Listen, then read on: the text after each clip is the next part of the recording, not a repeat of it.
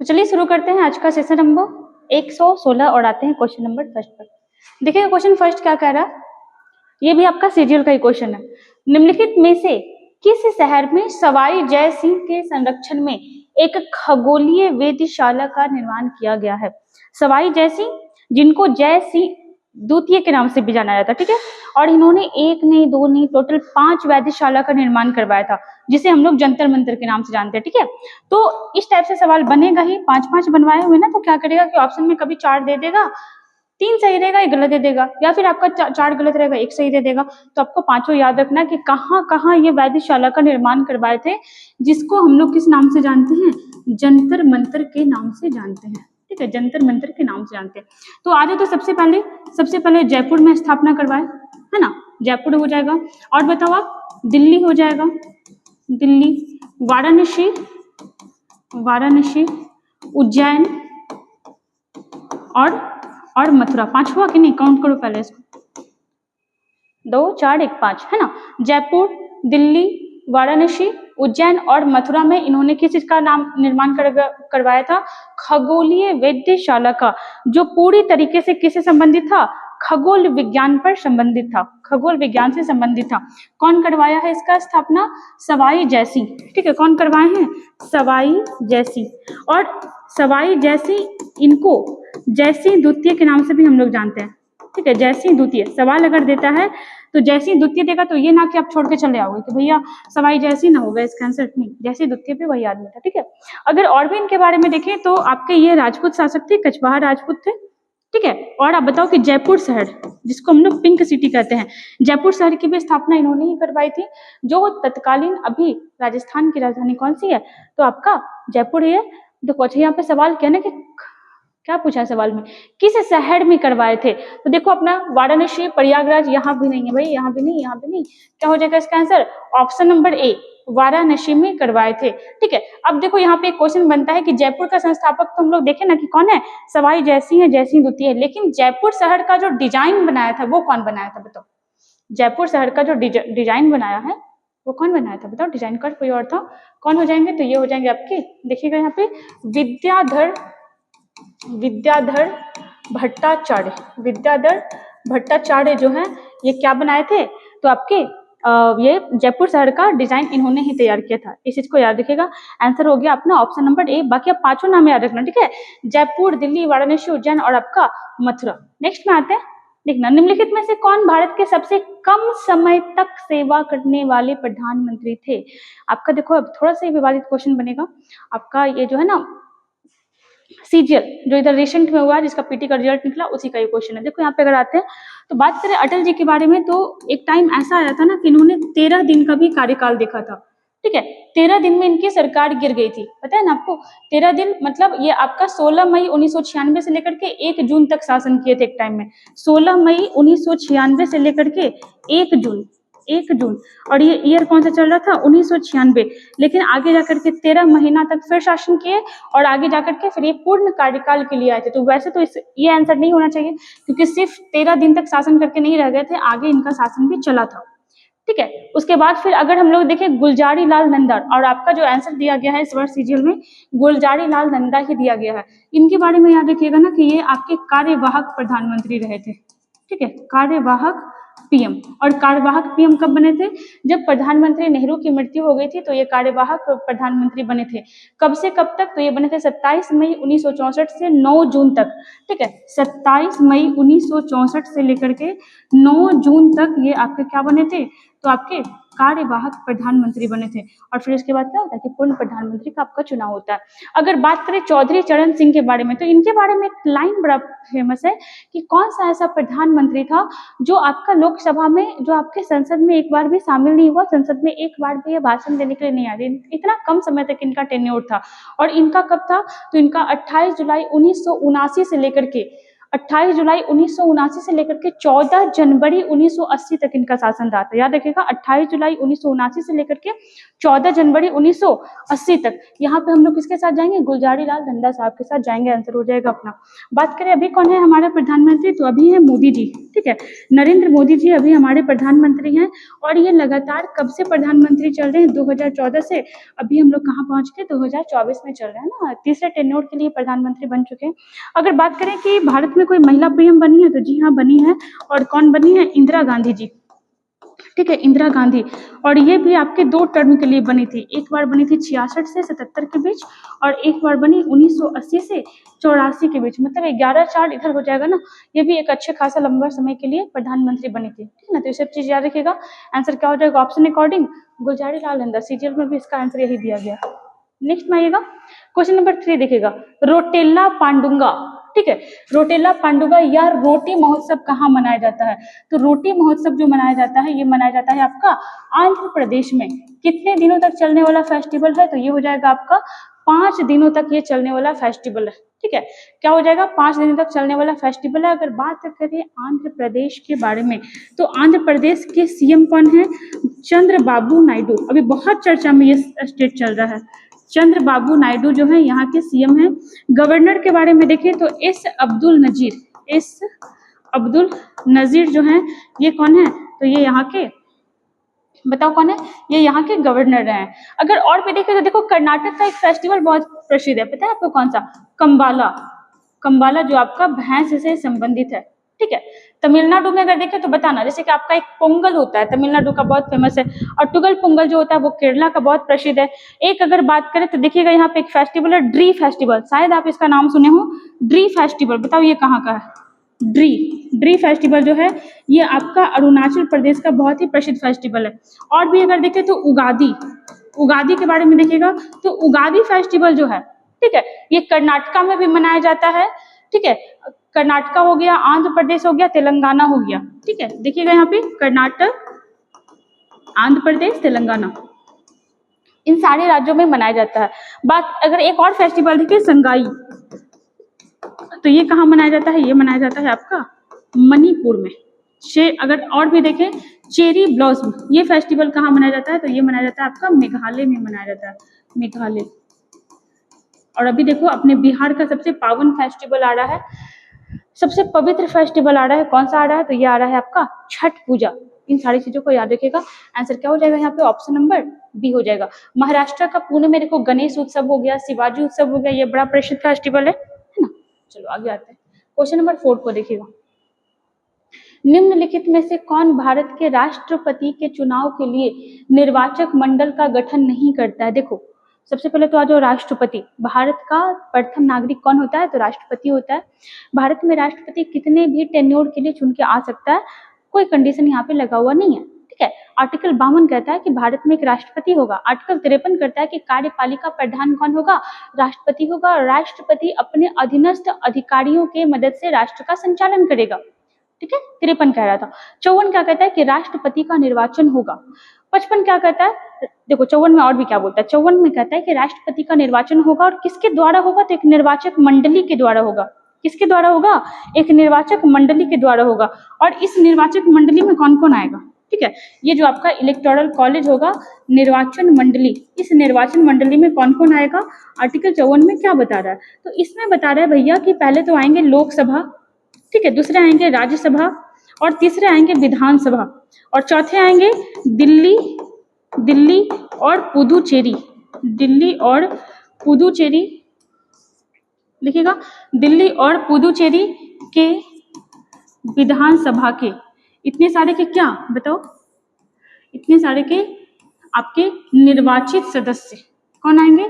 निर्वाचित सदस्य आएंगे, ठीक ना। ये कहाँ कहा गया है? तो ये आपका बताया गया है कि राष्ट्रपति के निर्वाचन में कौन कौन रहेंगे, निर्वाचक मंडली में कौन कौन रहेंगे। तो नहीं किसको रखा गया बताओ? नहीं रखा गया विधान परिषद के सदस्य को, और किसी भी सदन के मनोनीत सदस्य को शामिल नहीं किया गया है। मनोनीत सदस्य को शामिल नहीं किया, क्योंकि भेदभाव हो जाएगा। विधान परिषद का मेंबर अगर शामिल होता है तो देखो क्या हो जाएगा, होगा ये कि 6 ही राज्य में विधान परिषद है, तो वहां से ज्यादा वोट पड़ जाएगा ना, पड़ेगा ना।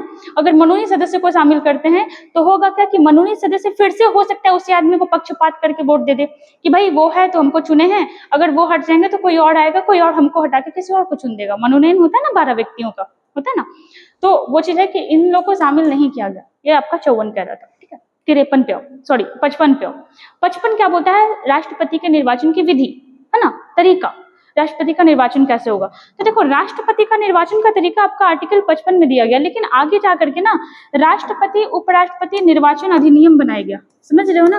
राष्ट्रपति उपराष्ट्रपति, राष्ट्रपति उपराष्ट्रपति निर्वाचन अधिनियम, निर्वाचन अधिनियम बनाया गया, ठीक है। निर्वाचन एक्ट बनाया गया 1952 में। देखो राष्ट्रपति भाई बहुत बड़ा पद होता है ना, भारत का संविधान में सबसे बड़ा पद है, और इसमें इसका चुनाव भी थोड़ा दूसरे टाइप का होता है।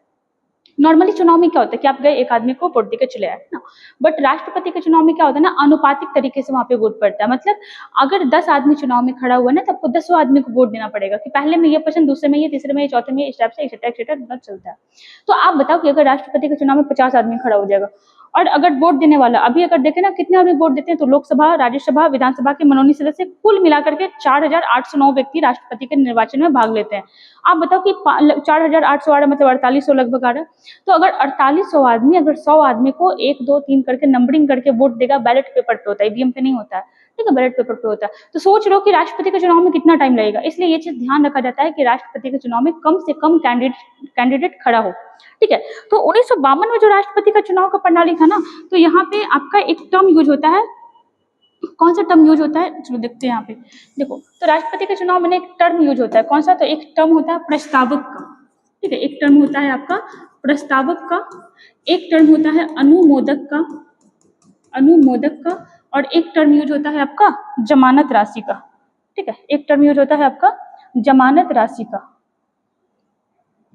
देखिएगा यहाँ पे जमानत राशि, जमानत राशि का एक टर्म यूज होता है। अब देखो क्या हुआ कि 1952 में जो आपका कानून बना ना, इसमें कहा गया, 1952 में कहा गया कि राष्ट्रपति के चुनाव में प्रस्तावक कितना होगा, 1 होगा, ठीक है। अनुमोदक कितना होगा, 1 होगा, और जमानत राशि की कोई जरूरत नहीं थी। जमानत राशि रखा गया आपका कितना, 0 रुपया, ठीक है।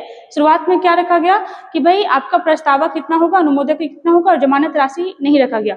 लेकिन आगे आप बढ़ के आगे आने पे, समय पे जब कुछ बदलाव करना जरूरी था, तो फिर से क्या किया गया, इसमें आपका संशोधन किया गया।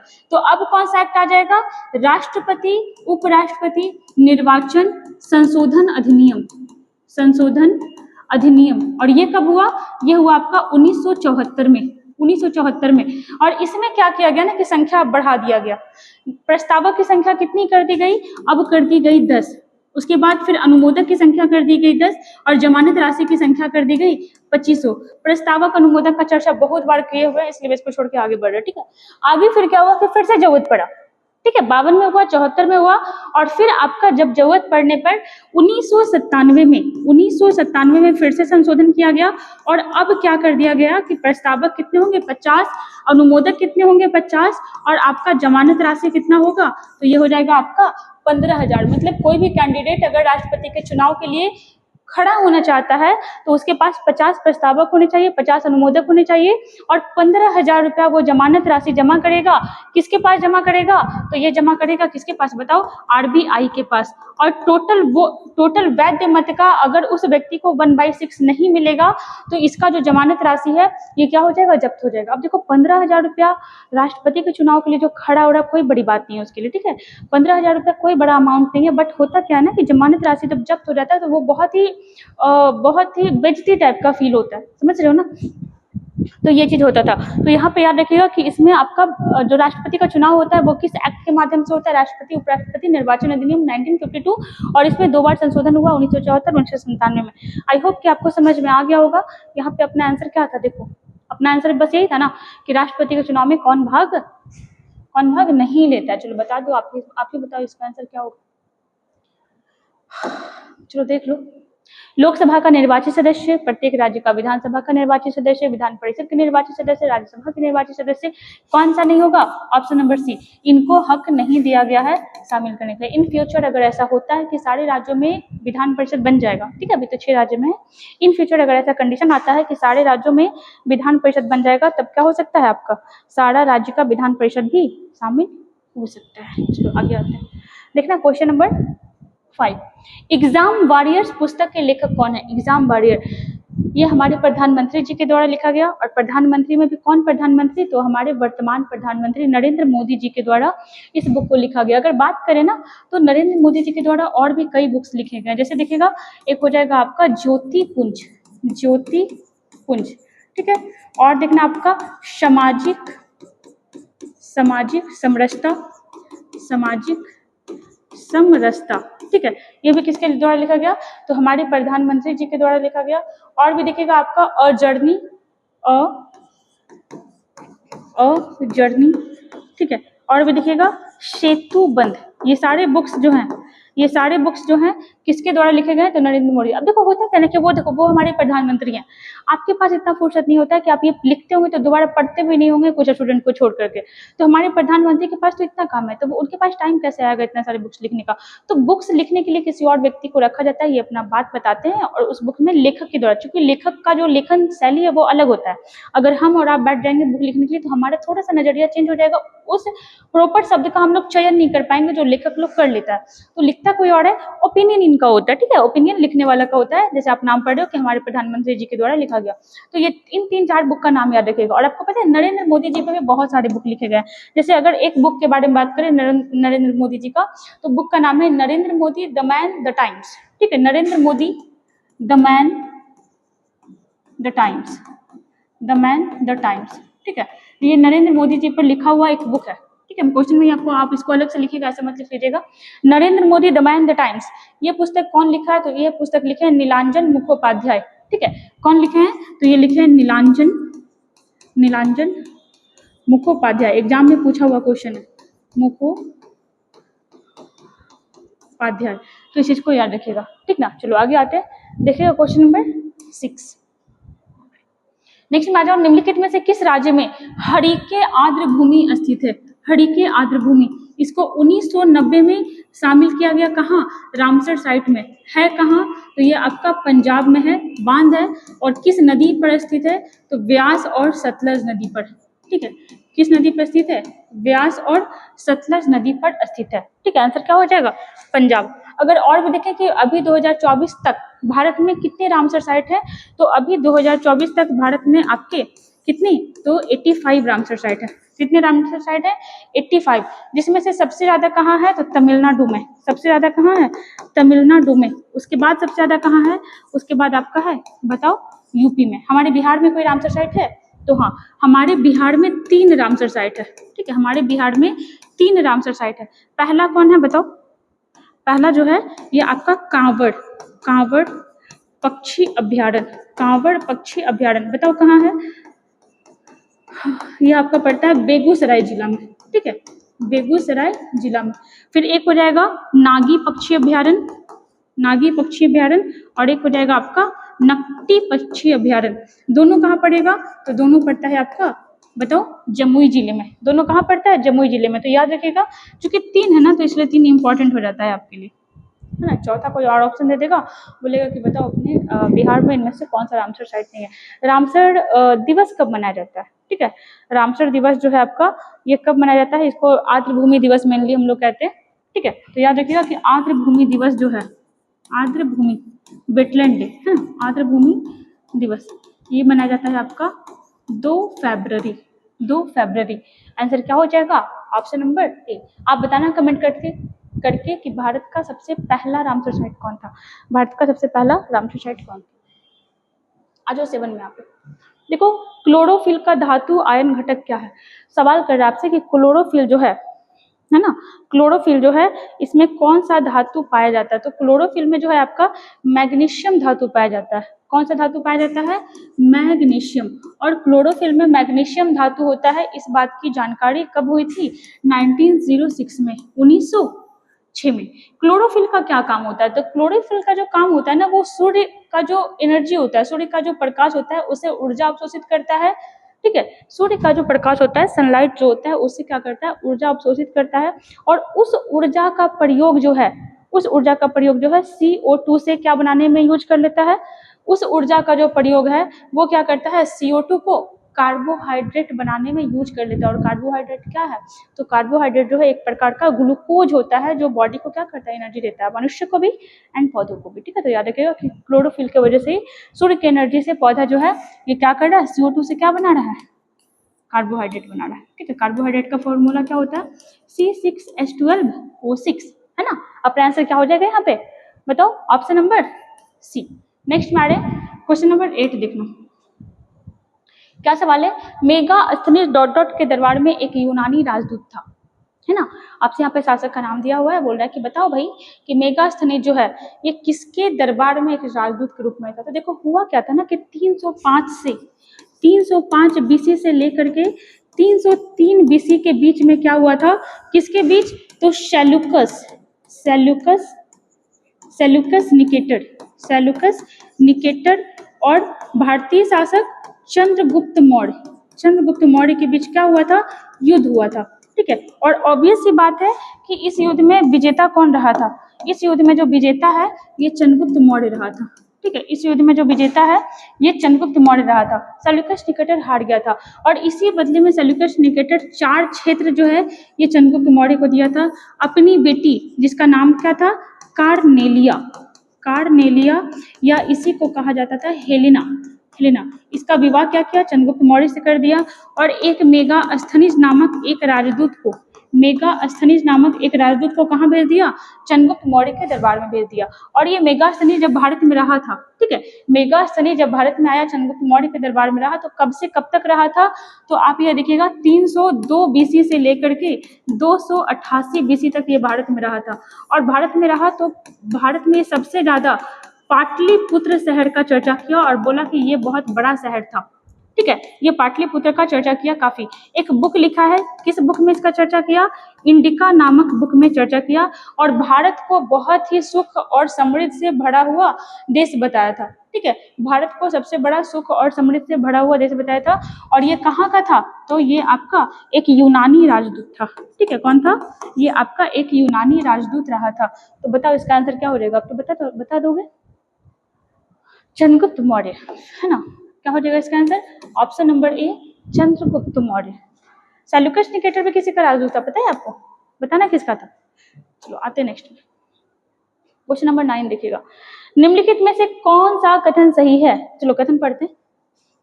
देखो इस टाइप से क्या करता है ना, इस टाइप के क्वेश्चन में आपसे या तो फैक्ट्स पूछ लेते हैं या फिर आपका 2-3 क्वेश्चन एक ही में पूछ लेता है। ठीक है, देखो यहाँ पे किसी नाभिक में, देखना क्या बोल रहे हैं यहाँ पे, किसी नाभिक में प्रोटोनों की संख्या को उसकी परमाणु संख्या कहते हैं। मतलब आपसे पूछा कि क्या प्रोटॉन की संख्या को हम लोग परमाणु संख्या कहेंगे?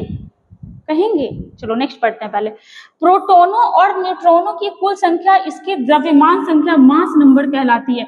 और आपसे सवाल पूछा है कि भैया बताओ ये दोनों सही है या गलत है?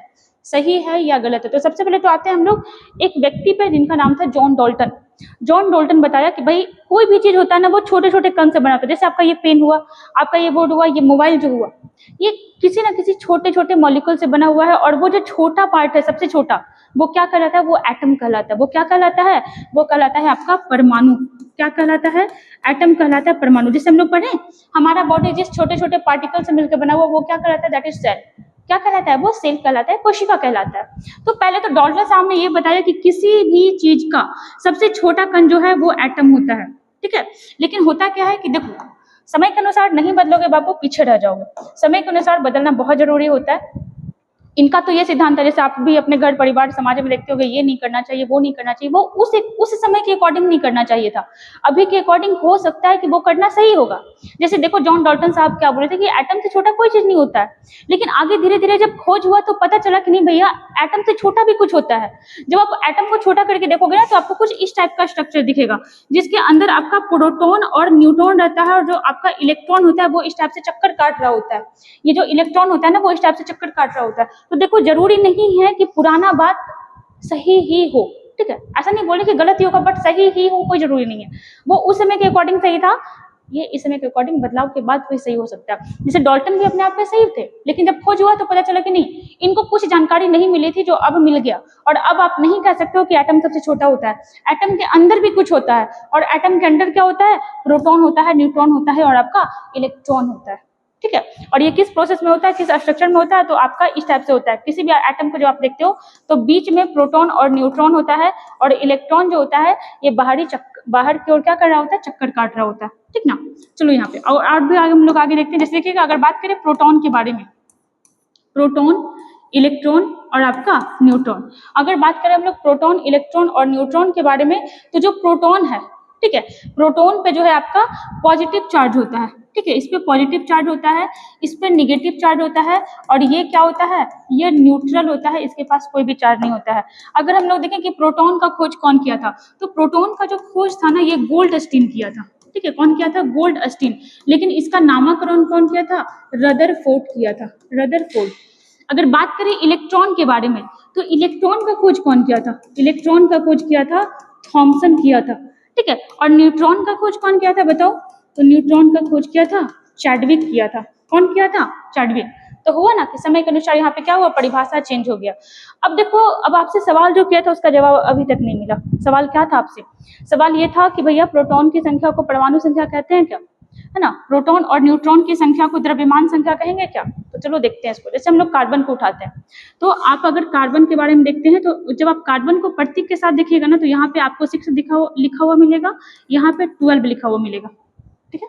जैसे सोडियम को उठाते हैं, जब आप सोडियम को उठाते हो तो यहाँ पे आपको 11 लिखा हुआ मिलेगा, यहाँ पे 23 लिखा हुआ मिलेगा, ठीक ना। जैसे आप लिथियम को उठाते हो, लिथियम को जब आप उठाते हो तो यहाँ पे आपको 3 लिखा हुआ मिलेगा, यहाँ पे 7 लिखा हुआ मिलेगा। तो इसका क्या मतलब हुआ, ये जो आप यहाँ पे 6 ले रखे हो, आखिर ये 6 है क्या। तो चलो देखते हैं इसके बारे में।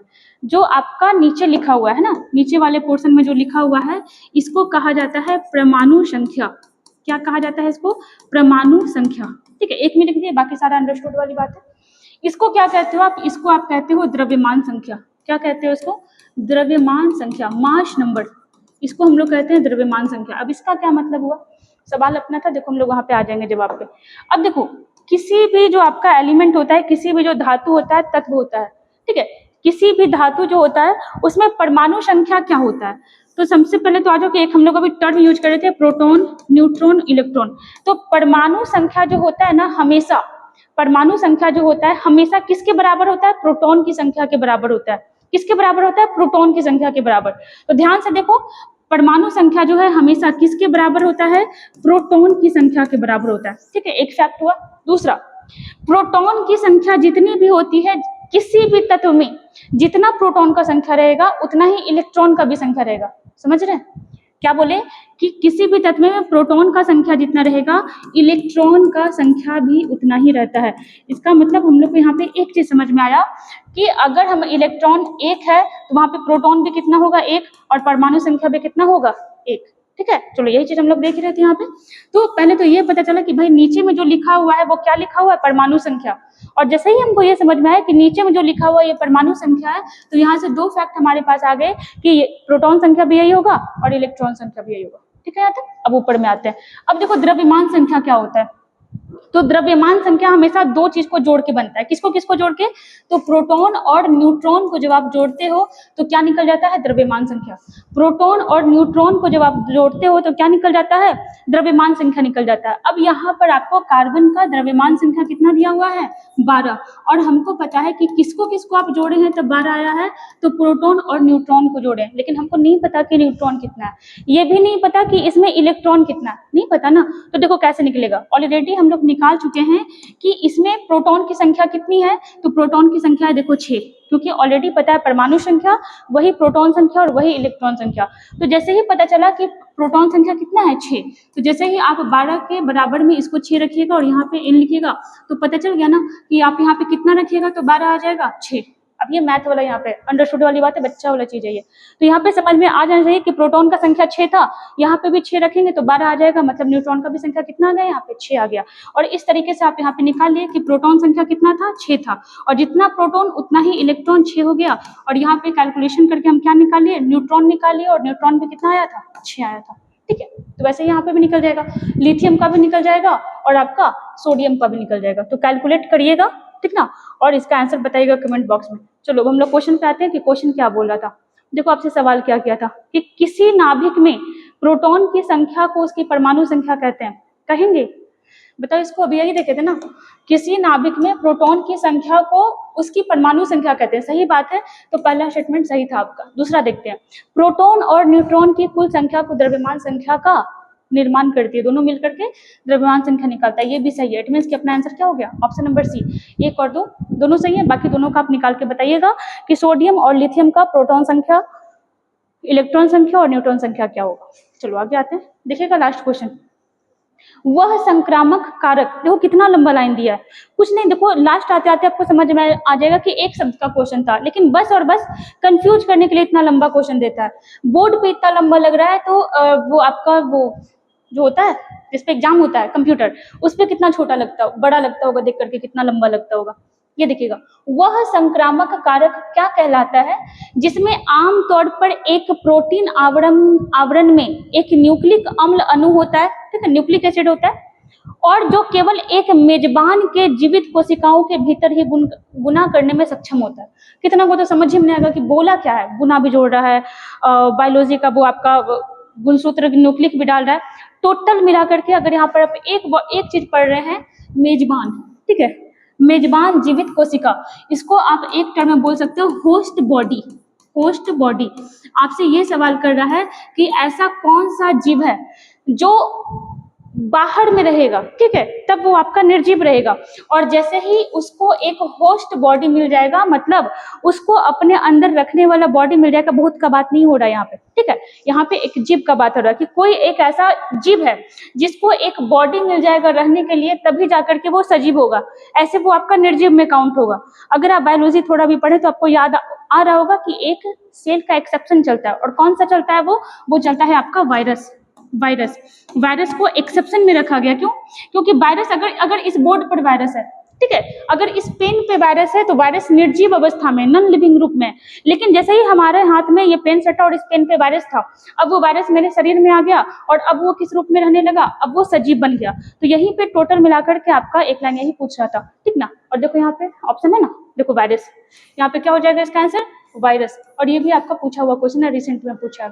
तो वायरस के बारे में याद रखिएगा कि ये सेल का क्या है, एक्सेप्शन टू द केस है, ठीक ना। और आपका जो वायरस का जो खोज हुआ था, ठीक है, वायरस का जो खोज हुआ था 1892 में हुआ था। इसके बारे में ये सारा जो कॉन्सेप्ट है ये सब कौन निकाला था, तो 1892 में इवानोवस्की नामक एक व्यक्ति था, दिमित्री इवानोवस्की उसका नाम था, उसने सेल के ये वायरस के बारे में बहुत कुछ बताया था, ठीक ना। तो चलो अपना यहाँ पे 10 क्वेश्चन कंप्लीट हुआ, मिलते हैं फिर ऐसा ही नेक्स्ट वीडियो में 10 क्वेश्चन के साथ, और साथ में पॉलिटी का भी सेशन आते रहेगा। तो बने रहिए हमारे साथ। वीडियो अच्छा लगेगा तो लाइक और सब्सक्राइब जरूर करिएगा।